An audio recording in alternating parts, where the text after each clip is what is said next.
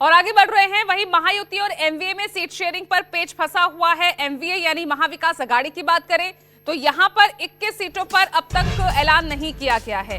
महायुति की बात करें तो वहां पर भी 5 सीटों पर उम्मीदवार नहीं उतारे गए हैं। अब नामांकन के लिए, क्योंकि आज का दिन आखिरी है और सिर्फ 1 घंटा बाकी है, 3 साढ़े 3 तक ही नामांकन होगा।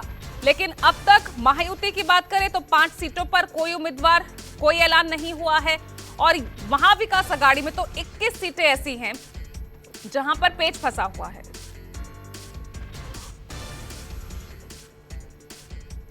और मेरे सहयोगी मुंबई से लाइव जुड़ रहे हैं, विनोद जगदाले। विनोद, आखिर मामला क्या समझ में आ रहा है? दोनों ही तरफ हम देख रहे हैं। सबसे पहले अगर मैं एमवीए की बात कर लूं तो 21 सीटें, 1 घंटा बाकी है और अब तक ऐलान नहीं। देखिए, एमवीए में अभी भी सीट शेयरिंग को लेकर एक बात बनती नहीं आ रही है, लेकिन कुछ जिन सीटों पर अभी उन्होंने फैसला नहीं लिया है, वहां पर निर्दलीयों ने अपना नामांकन दाखिल कर लिया है। इसलिए ये किया गया है, जो जानकारी मिली है कि वहां पर ज़्यादा बगावत ना हो, इसके लिए कहीं ना कहीं इस बारे में एक रणनीति तय की गई थी और उसी के तहत अब तक 21 सीटें घोषित नहीं की गई है। लेकिन वहां पर नामांकन दाखिल हो चुके हैं निर्दलीयों के। उम्मीद लगाई जा रही कि कुछ ही देर में वो नाम डिक्लेयर हो जाएंगे, लेकिन नाम डिक्लेयर होने के बाद एबी फॉर्म कब मिलेगा, कब वो अर्जी के साथ दिया जाएगा, ये भी देखना जरूरी है। तो दूसरी तरफ महायुति के अधिकतर सीटों को लेकर बंटवारा हो चुका है, सिर्फ 5 सीटों को लेकर अब तक फैसला नहीं हुआ है। उनके भी वहां पर सीटों पर कौन लड़ेगा, इसको लेकर अब तक कोई भी बात स्पष्ट नहीं हुई है। लेकिन एक इस बार देखने को मिला है कि महायुति हो या फिर महाविकास अघाड़ी हो, हर जगह पर 2-2 पार्टियों के उम्मीदवार आमने सामने हैं। कई उद्धव ठाकरे की शिवसेना है, उसके सामने कांग्रेस है, तो दूसरी तरफ कहीं एकनाथ शिंदे की शिवसेना है, तो दूसरी तरफ अजित पवार है, तो कहीं अजित पवार की पार्टी है, तो कहीं भारतीय जनता पार्टी है।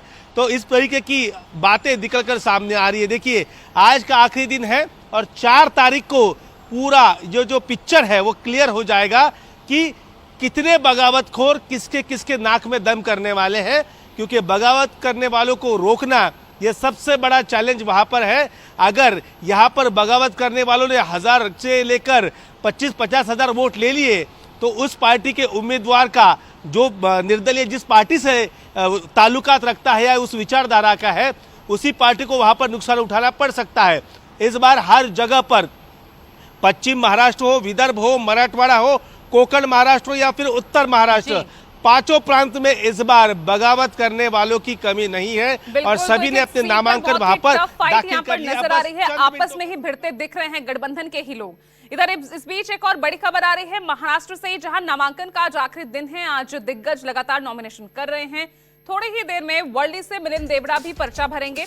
बाला साहेब थोराट, नाना पटोले भी नामांकन दर्ज करने जाएंगे। तो ऐसे में आज नामांकन का, क्योंकि महाराष्ट्र में आखिरी दिन है, इन तस्वीरों के जरिए आप देखिए कि किस तरह से तैयारियां आज नामांकन की महायुति में भी देखने को मिली है। तमाम जो दिग्गज हैं नामांकन से पहले किस तरह से पूजा पाठ करते नजर आए, परिवार के साथ पहुंचते नजर आए। मिलिंद देवड़ा, बाला साहेब थोराट, नाना पटोले, तमाम नेता आज वहां पर नामांकन दर्ज करने पहुंच रहे हैं और कईयों का पहुंचना बाकी है। वही देखिए, एक और बड़ी खबर सामने आ रही है, महायुति में सीटों को लेकर किस तरह से रस्साकशी चल रही है।